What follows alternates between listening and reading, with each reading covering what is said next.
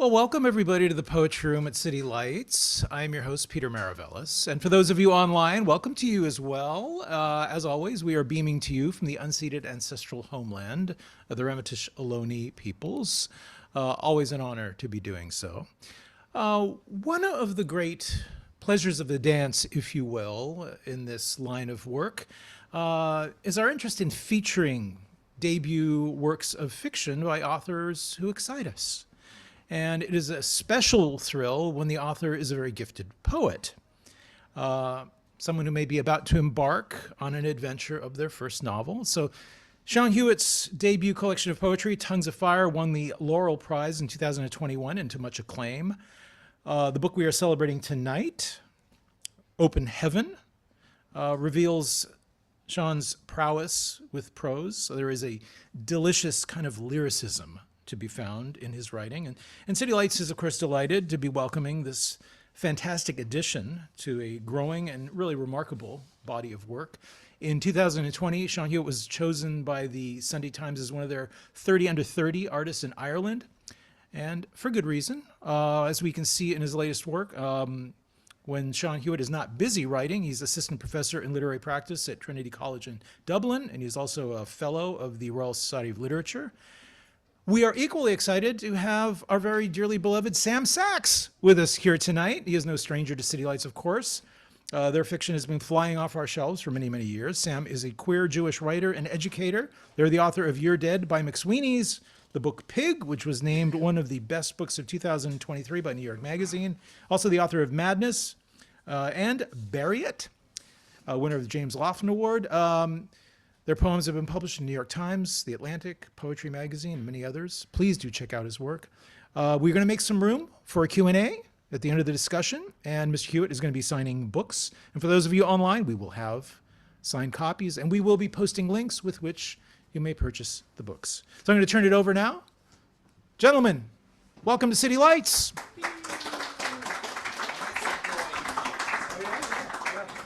Okay. Hello, everyone. Oh, maybe I'll just stand while I read then. You don't have to move things around. Thank you, Sam. It's all right. I can. Well, they got to hear you online. Yeah. Yeah. Otherwise, they don't. And then they're sad. Okay. Can everyone hear me? Hello. You can all hear me.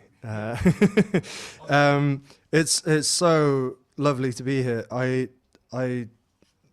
feel very honored, and I first met Sam in 2018, as we've just kind of discovered, when I had no books, as Sam reminded me. So it's really nice to be back here with them and with you all. I thought I would I'll just read the very beginning of the book, not for lack of ambition in reading further ahead, but because I'm aware that none of you have read it yet, and if I read the very beginning, I don't have to give you any context for it. It is mostly set in the year 2002, but the beginning of the book is in 2022, and the narrator, James, is in his kind of mid-late 30s and is in the tail end of a divorce. And he's kind of looking back on his life, and there are various things that have gone wrong that have led him up into this point. And so in the 2022 section, he comes across a listing for an old house in the village where he used to live, and he goes back and visits it. And then he begins to tell you the story of this year from 2002 to 3. The book is set over 4 seasons, so you begin in the autumn and move through to the summer. I think that's all you need to know. How long do you want me to read for? A few minutes? 15, 20? Okay, right. Buckle up. I'll just read from the start now then, and then I'll skip ahead. Time runs faster backwards. The years, long, arduous, and uncertain when taken one by one, unspool quickly, turning liquid. So one summer becomes a shimmering light that, almost as soon as it appears in the mind, is subsumed into a dark winter, a relapse of blackness that flashes to reveal a face, a fireside, a snow-encrusted garden. And then the garden sends its snow upwards into the sky, gathers back its fallen leaves and blooms again in reverse. The faces smile at me back there, at the far end of the reel. They are younger, more innocent, lighter. If, now that I am in my adulthood, time seems like a silted riverbed I cannot wade through, I find more often than before that I can spin it backwards, can turn it into a flow of waters, warmer, sweeter, washing the years away, carrying me with them. And if, one day perhaps, sitting at my desk, puzzling over a photograph or some snatch of memory, I start to float down that river, I might go past the meadows in season, hear laughter coming like a clear bell from somewhere, someone, or maybe a sharp voice raised against me. There are intervals of light and dark overhead, like the sun breaking through willows, and it always brings me back here, one year when I am 16 years old.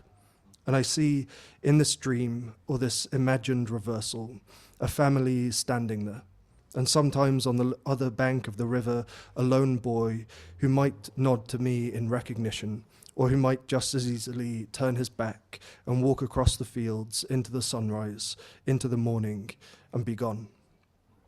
Invariably, I see those years as a sort of morning, the pink sun lifting over the village, mist burning off the canal, off the fields which are damp with dew, the sound of birds waking with song, the clean streets empty of people who are only just beginning to rouse, the sun's light just starting to slant through the bedroom windows and across their closed eyelids. Of course, I am here now, in a future of sorts, and I find that I cast all of those images with my shadow, watching them replay, skipping over a day or a week or a month to find the moment again when the scene joins up, becomes significant, which is to say it begins to mean something to me now. Sometimes the years spin like this all of a sudden.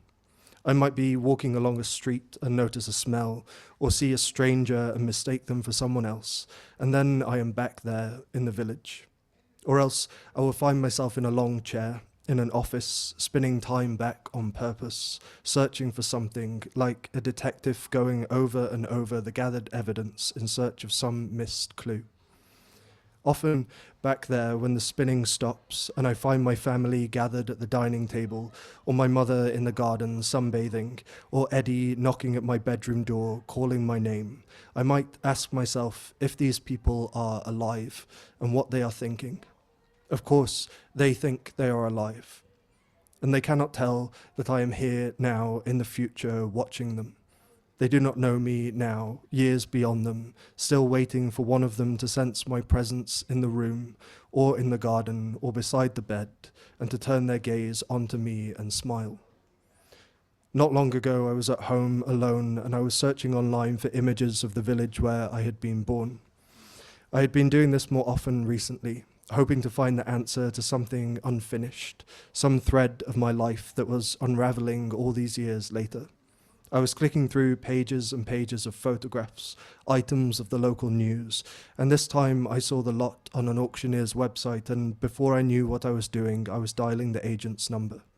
Late 18th century farmhouse, 4 bedrooms, including outbuildings and 6 acres of land, Green Lane, Thornmere. The words were like a talisman. Just seeing them, I was back there in those deep lanes, the towpath by the canal, the smell of the hawthorn blossom, and that potholed path down to the old farm where I had used to wait decades ago for him. I had thought it would be painful to be reminded, but what I felt instead was a sort of collapse in time, or a possibility, a curious but strong sense that my old life might still exist there, that if I went back, I might find those people, that summer, all going on there still, unharmed and unchanged. So as you move back into 2002, the nice thing about a prologue I've discovered is that you can kind of drop hints that the reader won't pick up on because they haven't read the book, but you know that they're there. There are 2 things that kind of occur to me as I read that. one of which only occurred to me after I'd written it, which is that there are really a number of people that I think that this James talks here about a lone boy who might nod to me in recognition, or who might just as easily turn his back and walk across the fields into the sunrise, into the morning, and be gone. And the more I think about that, I think it could be three boys. And the first person I think it might be is James himself, a sort of lost version of himself. The other, perhaps more obvious, is Luke, who is the love interest of this book. But the other one that has struck me recently is that it might be James's younger brother, Eddie. So there are a series of kind of losses or potential losses that run through the book. But nevertheless, I hope it's not a kind of sad book. I did my best to not make it too sad. And I thought I would read you just a little bit from Autumn. And come in.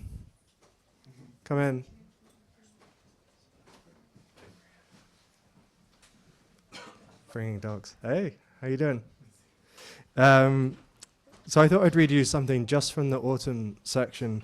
The other boy in the book is called Luke, and James, the narrator, is quite a quiet boy. He's very shy and has struggles with speaking. He's recently, just before the narrative starts, been kind of outed at school, and he's in a small village in the northwest of England, and in that village he feels very much like he knows everyone and everyone knows him, and because now they all know that he's gay, they know something more about him than he knows about them. So he feels almost like a part of his identity has been given away, and so he starts to keep secrets, I think, as a way of kind of controlling the world around him. But then he meets this boy called Luke, who has his own kind of family history. His father is in prison, and his mum has moved to France with like a new man, and Luke has been sent to live with his aunt and uncle. So I think there are kind of two poles of longing going through the book. One is James, the main character's longing for Luke, which you kind of never know fully whether it's reciprocated or not, and that is part of James's like torture through the book. But also Luke's longing for his family and for his father to come back and get him. So there are these two things that run through. But I thought I would just introduce you to the very beginning of when these two meet. It's bonfire night, like Guy Fawkes night, and they haven't really spoken before. I'll just read this section for you. Hyde is the name of the farmer Luke's uncle at the farm he's staying at, and Jill is his wife. Hyde looked at me and then shouted Luke's name in that harsh, almost barking voice I had heard him use before. I was grateful that it was dark and that I was somewhat obscured. Luke, he said, then louder again, Luke, come here. Luke didn't even look up, just carried on digging. Jill turned to me half apologetically. He's making a pit to cook potatoes in. I nodded, almost grateful now for being ignored. It's all right. Hyde shouted a third time, louder again, and Luke finally stopped. That's deep enough now, he said. Go and check the bonfire before we light it. James can help you. Luke scanned his eyes across the group and then across me, but he gave me no look of recognition. His face was beautiful, even as it seemed to scowl. There was something ancient in it, the sculpted way the cheekbones shadowed his eyes, how his eyelids seemed almost heavy, half closed. He looked innocent, but also instinctive, and I steeled myself for his gaze to fall onto me, but it didn't. He turned back to Hyde. What are we checking for? He asked. There was a cockiness in his voice. Hedgehogs, Jill said, picking up on Luke's tone and interrupting, wanting to avoid a scene. Rabbits, foxes, mice. Animals sleep in bonfires sometimes, I said. I sounded pious and I hated myself. Luke tilted his head as if this seemed like a permissible explanation, and he put the spade down and took the large black torch from Hyde's hand. I followed him a few paces behind, and he didn't say anything to me. There was a war going on inside me, my desire for him pitted against my fear of another rejection. What was I thinking, anyway? That he would take my hand, that he would turn to me in the dark of the field and kiss me. As I watched him walk ahead of me, pulling his hood up, swinging the torch like a baton in his hand, all my ideas seemed just like fantasies, nothing more, and I was embarrassed to have ever fallen for them. Luke didn't once turn back. He didn't even shine the torch where I was walking so that I could see. He didn't care at all how he looked to me. It was all the other way around. We circled the massive structure of the bonfire, and he started shouting. My voice, when I joined in, came out higher pitched than his, and so I clapped my hands loudly instead. Luke lifted the torch and was shining it through the stacked wood, making rapid shadows and sections of light inside as it moved between the small caverns under the posts and the doors and the branches. From the opposite side, I could see his trainers, his jeans muddied at the bottom as he walked around the base. The inside of the structure was dark and foreboding, like something prehistoric. Luke didn't seem bothered at all about the work, but I thought of those tiny sleeping rabbits inside, shivering, about to be woken by the fire, and I clubbed the ground with my boots harder and battered one of the doors with a stick, making a loud, flat bang. "It's empty," he shouted over my battering. "There's nothing in there." I stopped hitting the door and looked up. Luke was hidden on the other side of the bonfire. It was, I think, the first time he spoke to me. "Maybe we should check one more time," I said, not sure of the direction I should be shouting in, just in case. I heard him huff, perhaps irritated by me, then go back to his searching. I knelt on one side of the unlit fire, peering into it, and Luke on the opposite side was shining the torch through. I could see the white beam swinging through the diagonals of the wood. I kept my eyes peeled for movement inside, but he was right. There was nothing in there. Still, I stayed on my knees for a while longer, and he carried on, and something in me felt a small exhilaration when, occasionally, the scanning beam of his torch would break through onto my face, as though he had found me. Done? Yeah? Done. That's how I end readings now. I just say done. Thank you. Another round of applause for Seán Hewitt.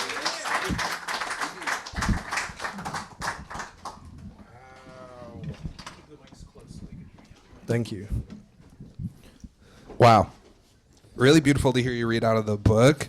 There are a couple of chairs up front if y'all want to come Yeah. in and interspersed amongst the people, or Franny. It's Matt's dog. Nice to see you. Good to see you. What a joy. I have a lot of questions about the novel in particular, but I want to sort of just open thinking a little bit about the arc of your work. So Yeah. we hung out one night in Dublin in 2018. Yep.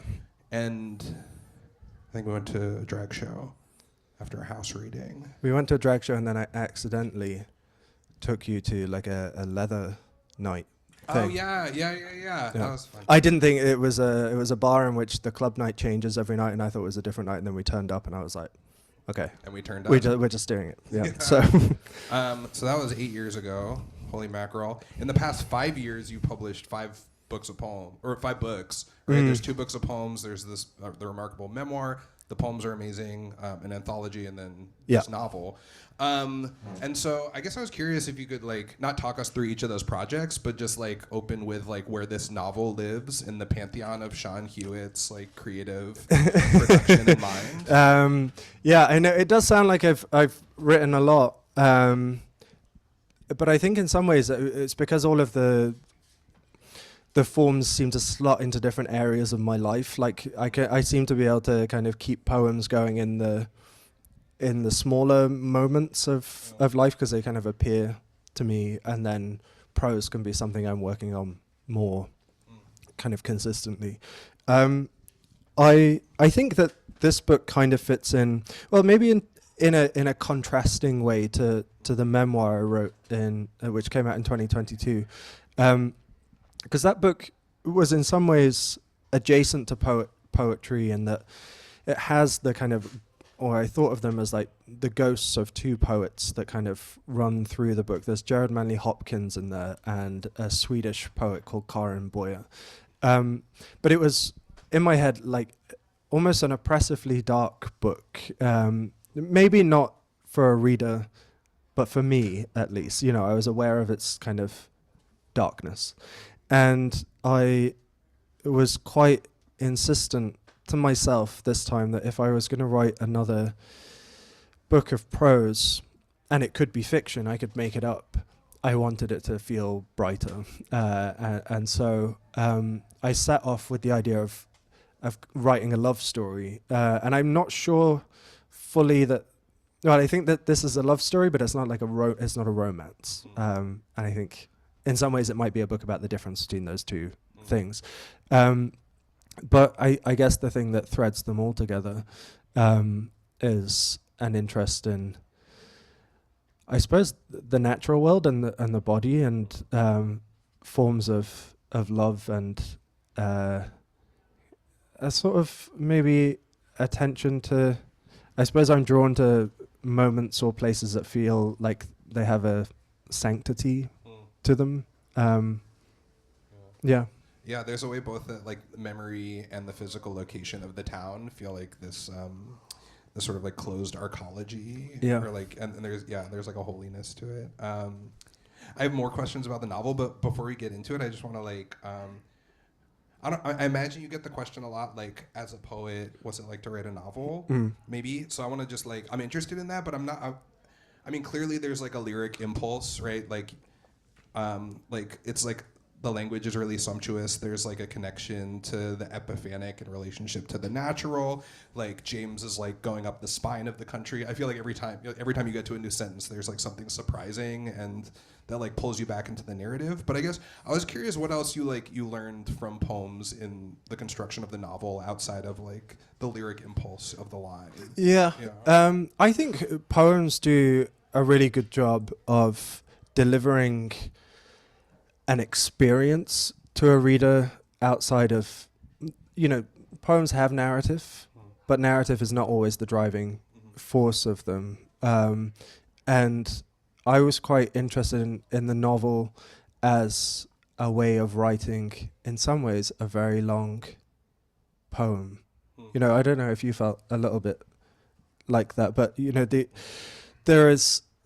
there are obviously different things that you have to consider in a novel. There is plot, there are characters, there are a kind of longer movement through something. You're taking up a lot more of someone's time. So, you know, that's a responsibility, and it's something that plays into the way that you structure it.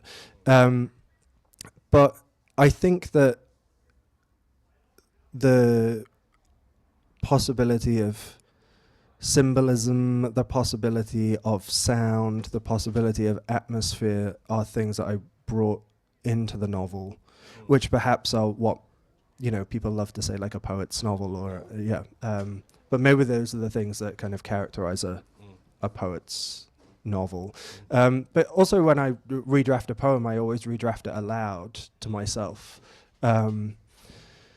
Because at the end of the day, if it doesn't sound good, it's not good to me. And when I redrafted the novel, I still drafted it aloud to myself, you know, and if a sentence didn't sound good, then I changed it. So it's not that, you know, I'm expecting you to read it aloud, but it's just that was still my way of editing, which I guess lends itself to a certain sort of sentence or flow. Yeah. You should read it aloud. It hits. It lives. It's already been done. Well, there you go. An actor called Sebastian Croft has done it, and a very good job. Yeah. So he spared my voice. Thank you. Well, you're lovely at reading. Thank you. Okay, now thinking about this book in particular. Oh gosh, where to begin? I have a lot of questions about.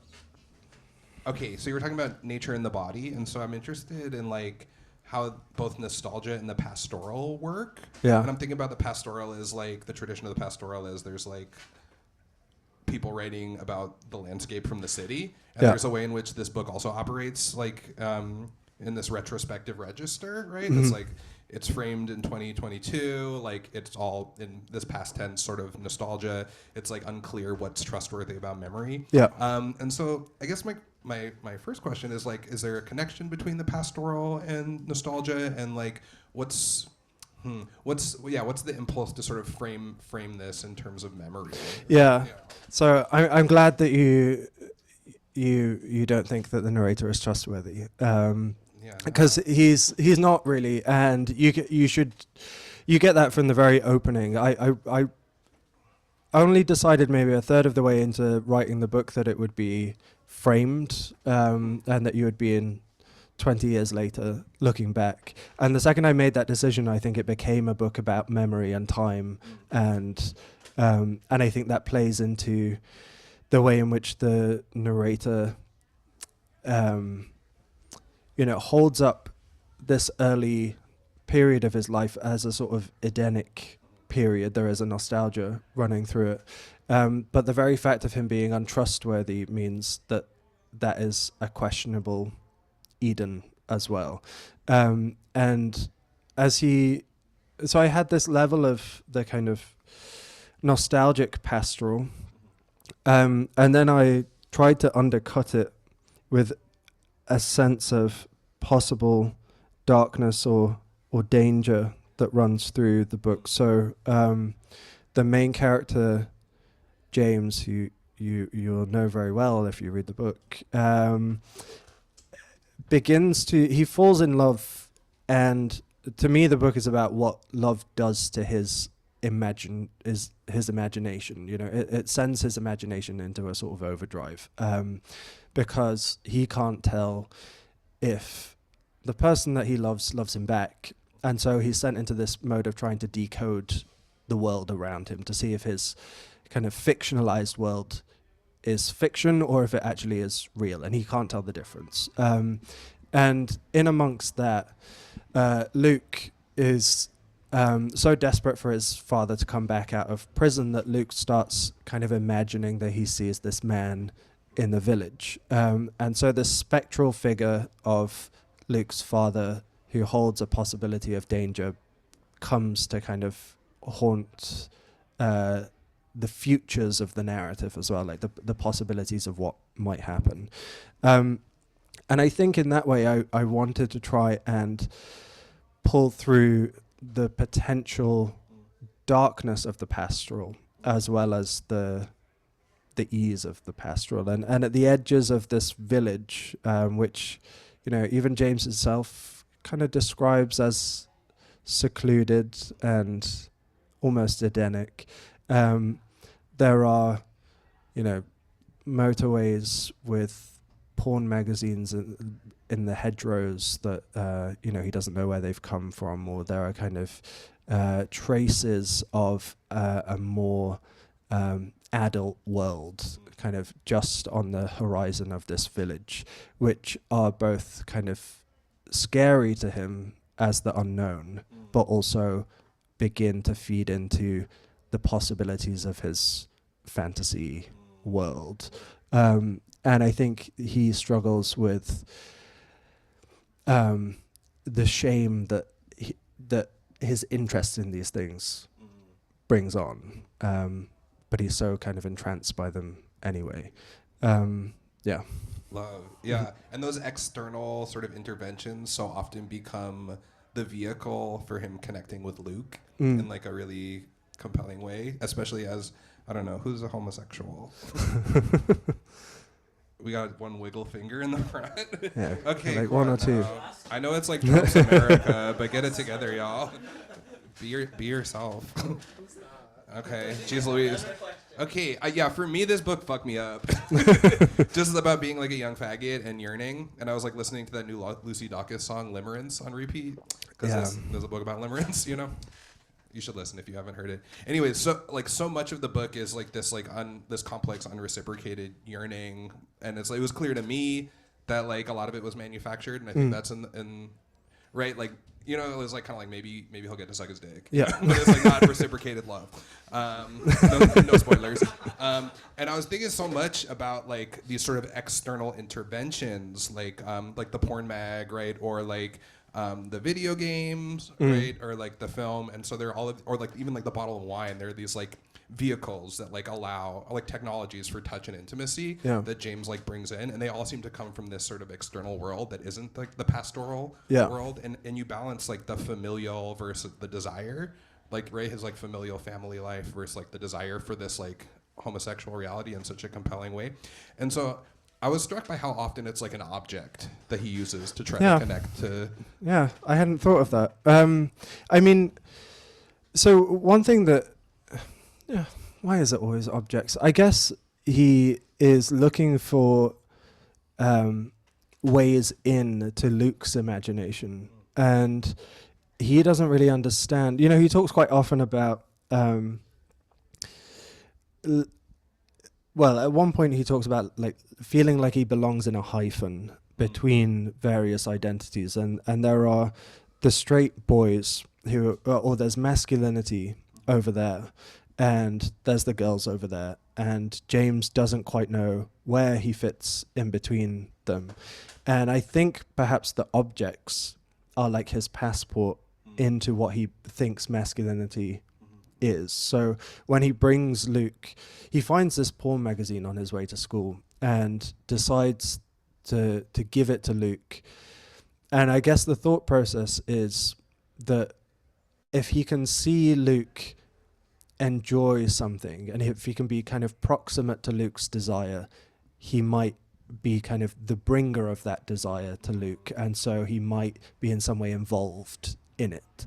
So he brings these objects that he associates with masculinity or boyhood to Luke as a way of trying to participate in boyhood himself, in a way, or kind of queer boyhood. So maybe that's why it's always objects. But I think, you know, he begins to worry that he's kind of debasing himself in this, in the ways in which he's trying to ingratiate himself with Luke. And he's caught in this cycle of, well, who would want someone who's just repeatedly throwing themselves at him, but how else am I going to get him otherwise? So, yeah. Yeah. For sure. Yeah. Been there. Well, yeah, and I think there's also that tenor, to just tell you about my experience with your novel, where there's like the feeling of abjection, which he like names often, right? Yeah. But like to be like a bringer, like what? Oh, there's that brutal fucking moment. Maybe this isn't really a spoiler, but it's like where he's like talking about like what does it mean to like pursue someone who like I would try to like touch when I'm drunk, right? And just like him like sort of interrogating the feeling of like his desire being a kind of violence, because that's also what's like how he's like legible in his community. Yeah. Yeah. And so I don't know if you have thoughts about desire and violence. Yeah, I mean, he also, you know, I think he associates, he is like many of us, kind of repelled by and attracted to men at the same time. And his repulsion is because he recognizes forms of violence and propensities to kind of aggression, but they're also something that he becomes attracted to. And so that double-sided coin is the cross he bears. And he flips between these two things. At one point he says something about, you know, he's afraid of men, but then he also only feels safe if he's with one. You know, so he has this kind of, he needs therapy. And, but I think one thing that he explores in the book is what it would mean to be different forms of himself for different people, and he tries to adopt certain ways of behaving, and to see which one Luke might have a better reaction to. So at one point I was very gratified that Sam recognized the film. James is becomes obsessed with this, or has watched this film over and over again, which I describe in the book, and Sam recognized from the description as Starship Troopers. So if you know Starship Troopers, but there is a scene in that film in which I haven't watched it in a long time, but you know, one of the main characters is who's the woman with the long red hair? I don't remember her name. Yeah. Well, anyway, she's kind of. Wait, who? Hell yeah. Well done. Right. Let's Okay. fucking go. So there's a moment. Okay, right. There's this moment where they are in a tent. This kind of the heartthrob guy of the film, and this woman with long red hair, and he goes to kiss her, and she takes her top off, and her t-shirt gets caught over her face, and he kisses her anyway because her lips are showing, and James begins to think, what would it be if I could just cover my face and Luke wouldn't have to know that I was a boy, wouldn't have to know it was me? Would that be okay then? What if he could just pretend I was a girl? Like, wouldn't that be okay? So he begins to kind of spiral through all of these possible ways of being that might allow him to access this world of love, and kind of reciprocated desire from which he feels locked out. And I think that what you get in the novel is a sort of James just spinning his wheels in that way. He's trying to get inside this kind of perfect imagined future, and repeatedly just trying anything to gain access to it. And the novel is about, there's a lot of yearning going on, but I think it's not just kind of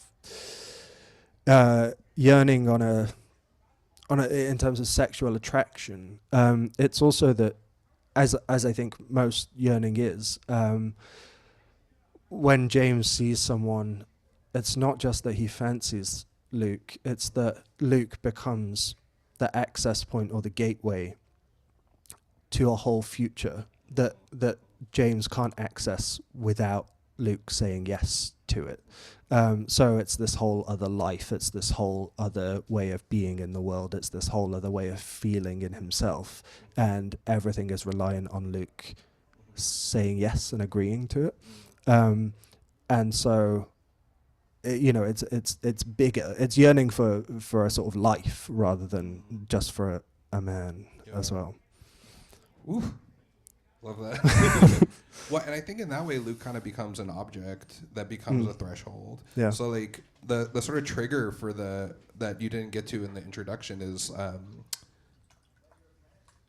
James holds. Thank you. These flowers, right? And it's like forget-me-nots, which come up later, and then like is planning on spreading them because it's a message from the mother. But then that's the sort of precipitating event that that causes the sort of the shift in time and temporality. And I think, it seems like Luke functions in such a similar way, right? And I love that framing of him as like a gateway toward the life he wants to live. I have kind of a selfish question. Yeah. Maybe it's a spoiler. Okay. Cool. I don't think it's a spoiler. Okay, so like the book opens in crisis, right? Like James's relationship is ended with his husband, and he's like returns back to this memory, right? And he looks up the familial home of Luke, and then returns to it, right? And that's how like the book opens. I guess I was curious, like for James, why he doesn't like seek Luke out digitally elsewise. Yeah, it's a good question. I think that there is so much in James's psyche that he can't touch, like he can't go back to it, and it's really hard. Okay, I was saying to Sam, I'm going to figure out how to explain this to people who haven't read the book, maybe like in 12 events time. But I haven't yet managed to explain a particular plot point without spoiling the plot. But there is someone else in the book that you will get as you read that James has lost as he goes through. And he insistently doesn't tell you about it or avoids telling you about it. And I think that in some way that's a signal of the sort of person that James is. I think he's avoidant. And in many ways, his husband says to him, just before they kind of break up, that he realizes that James can love him but not desire him, and that those two things have become kind of different for James. And the book, in many ways, is about desire and mistaking desire for love. So James kind of, I think, often steamrollers Luke. Because it's a first-person narration, you don't really get a sense of what Luke is thinking on his own terms. And what you have instead is James always wanting something, and it becomes this kind of pattern of his that he can only want something so long as he doesn't get it, and once he gets it, it kind of loses its power for him. And this is what his husband says has happened in their marriage. And in kind of setting up that pattern, he begins to miss signs of people trying to love him, and so hopefully, as you read the book, you will see moments at which people are reaching out to try and love James, and he's pushing through them because all he wants is the object of his desire.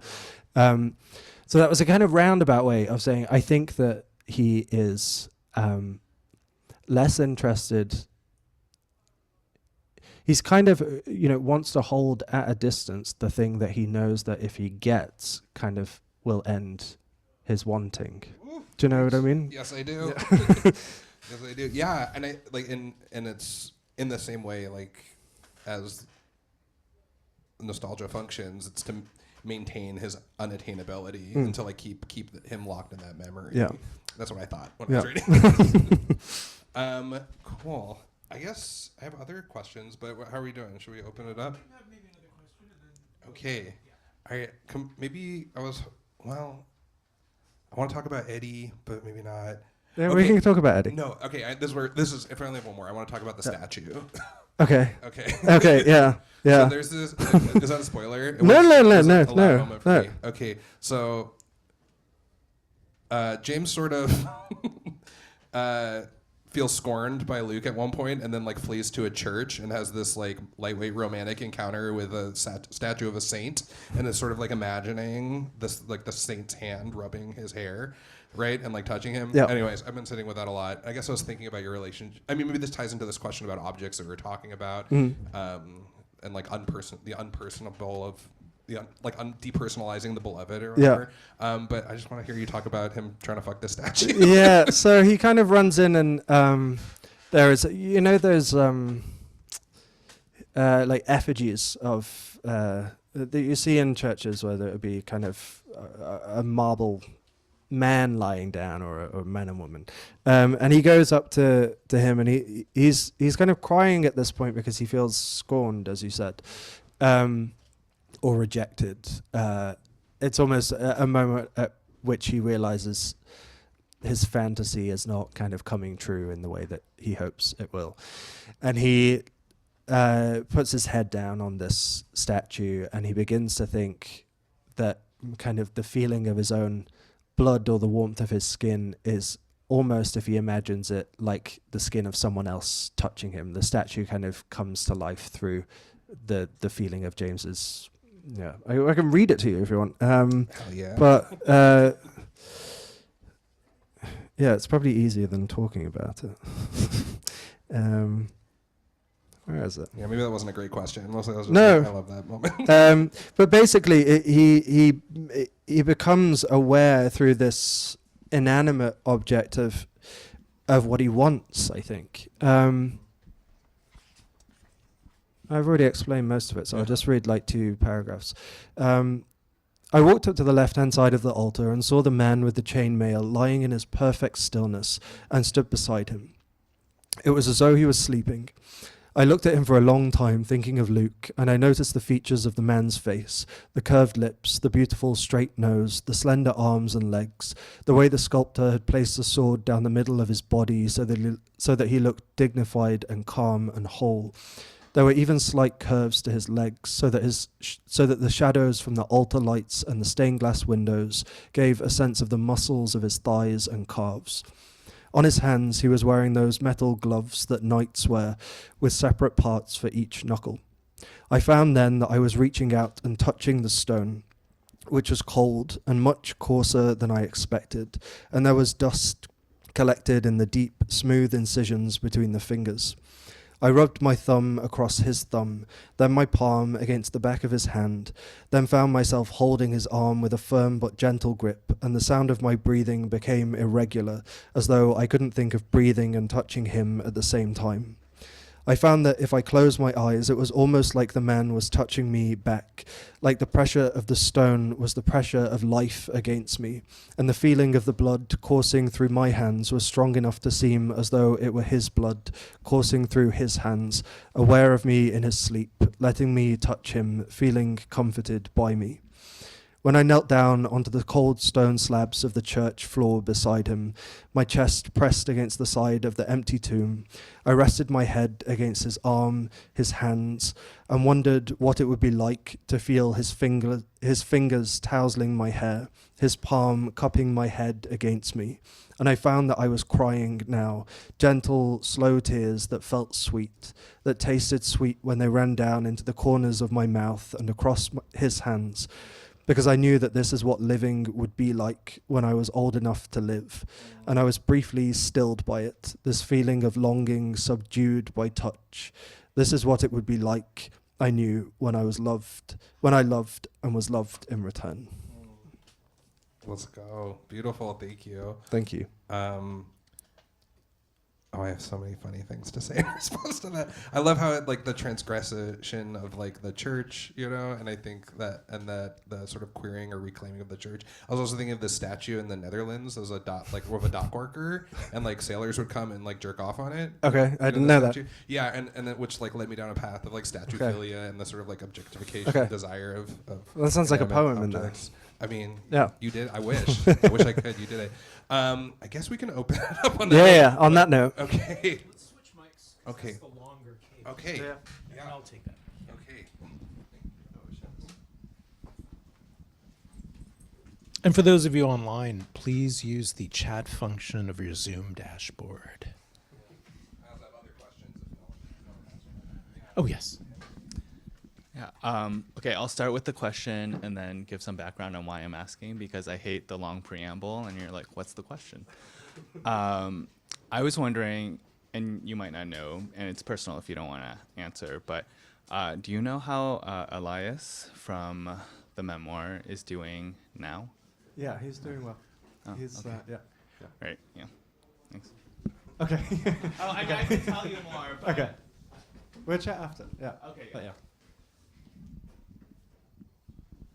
Up over here. I think you talk a little bit about that. Just a moment. Just Okay. wait till I get to you because they're not going to hear you online. About how you arrived to this novel. But I'm curious, why the particular story? You had many options to go to, and you decided to go to this one. And it's a story that many of us queer boys have read, but it's always, I mean, your style is unique and beautiful. But why this particular love story? I set myself the challenge. I had spoken to so many people. I think in some ways it's hard to explain why the story is different without spoiling the story for you. But I think most of these kind of coming of age stories are reciprocated love stories. And they are usually between two queer people, or one who, or, you know, they both discover at least some sort of mutual attraction. And I kind of set myself the challenge of, you know, the sexualities in these characters don't change. There is no kind of, this is a straight boy, Luke is a straight boy. And what I wanted to do was to explore a sort of one-sided love affair without having it feel like a failure, because I think often that is the way it's kind of portrayed. You know, unrequited love doesn't often get written about in novels because it's kind of a fundamentally unsatisfying subject. So that was a challenge for me. And also, I really wanted, so often as I was growing up anyway, and I didn't grow up in a city, I read all of the queer novels, and they were all in cities. And I had always associated the city as the place in which life happens and community is found, and that's where queer novels happen. And I really wanted to write a queer novel set in a rural space in which no one was going to the city, and that this kind of rural landscape was sufficient in its own way to the experience of these characters. So those are kind of two of the things I think were kind of compelling me. But also, you know, I'd spoken to so many friends. I had this kind of theory that, we can do a poll later, but that for so many queer people, their first experience of falling in love was an unrequited experience. And I wanted to kind of explore what the significance of that might be. If your first experience of falling in love is almost a sort of self-sufficient experience, you know, it's entirely something that you endure or enjoy, and you sustain it on your own terms. It kind of tortures you on its own terms. It forms you in its own way, and it doesn't necessarily depend on another person. And what does it mean to learn to love that way, rather than learning to love in a, you know, a classic kind of heterosexual fumbling around, you know, even if it's not reciprocated love, it's something. What does it mean to have it all encapsulated in a person? And what kind of ramifications might that have if you kind of ran with the implications of that as a first experience through life? So, yeah. But yeah, what I was going to say is I spoke to so many friends, and it just seemed that every single one of them told me about this straight boy, and they wonder where he is now, or yeah, he's married, but they're still not sure, and you know, like, they're still questioning it like 20 odd years later, because they don't believe that it was entirely them, you know, entirely them imagining it. And yet, for all intents and purposes, it didn't exist in kind of, you know, a real reciprocated way. And the fact, I think, that so many people spoke about that suggested to me that people are still thinking about it, and wondering about it, and it, yeah. So.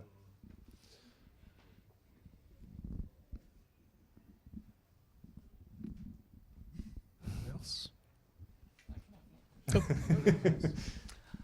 So I'm an elder at a progressive church, and they're very mad that I am not at the Mondi service, but I have other priorities.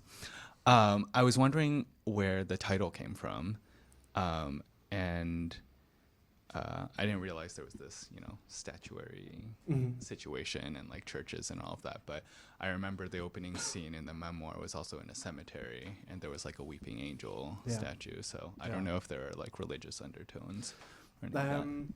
No, I think this is much less so than the memoir. I think that might be the only instances of a church. Oh, there's a church in the prologue. It's the same church, but it's more the church as a feature of village life than it is